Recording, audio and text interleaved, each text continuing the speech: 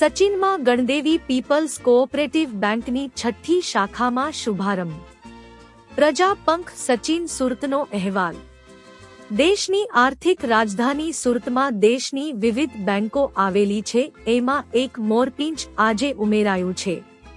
Gandevi people's cooperative bank તેની 6ઠ્ઠી શાખાનો શુભારંભ આજે સચિન ખાતે બેંકના ચેરમેન ગોપાલભાઈ ગોહિલના વર્ગ હસ્તે અને ધારાસભ્ય સંદીપભાઈ દેસાઈ અને મેયર દક્ષેશભાઈ માવાણી તેમજ નવસારી જિલ્લા પંચાયતના પ્રમુખ પરેશભાઈ દેસાઈની ઉપસ્થિતિમાં થયો હતો।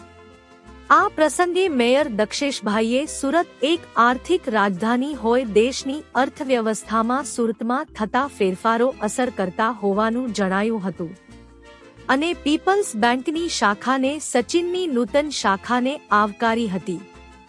સહકારી અગ્રણીઓ અને ધારાસભ્ય સંદીપભાઈ દેસાઈએ સહકારી ક્ષેત્રે સુરતમાં ખૂબ જ ઉન્નત આર્થિકતા પ્રવૃત્તિ હોવાનું જણાવ્યું હતું।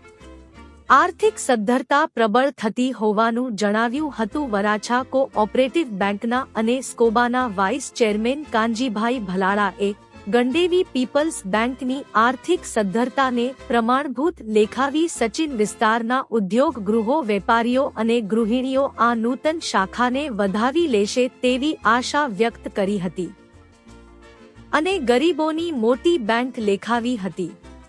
પ્રારંભમાં બેંકના સેક્રેટરી તુષારભાઈ વસીએ સૌના આવકાર્યા હતા, જ્યારે પીપલ્સ બેંકના જનરલ મેનેજર હિમાંશુભાઈ વૈદ્યએ બેંકની નીતિઓનો ખ્યાલ આપ્યો હતો। નિર્વભાઈ ગોહિલ, મિતુલભાઈ મહેતા, વિનોદભાઈ મણકાની વગેરેએ પ્રાસંગિક વાતો કરી હતી। ગણદેવી પીપલ્સ બેંકના ડિરેક્ટર, સિનિયર ડિરેક્ટર અને વરિષ્ઠ પત્રકાર પરેશભાઈ અધવર્યુ પ્રતિભાવ આપતા આનંદ વ્યક્ત કર્યો હતો।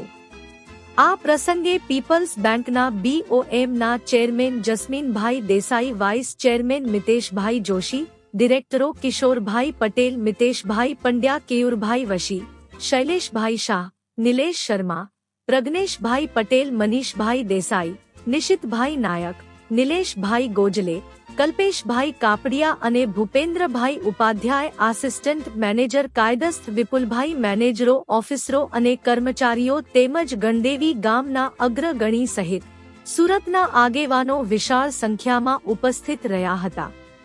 આભાર વિધિ વાઇસ ચેરમેન અલ્કેશભાઈ શાહે કરી હતી। સંપૂર્ણ કાર્યક્રમનું સંચાલન આચાર્ય અશ્વિનભાઈ પટેલે કર્યું હતું। નવી શાખાને રંગોળી અને પુષ્પોથી શણગારવામાં આવી હતી।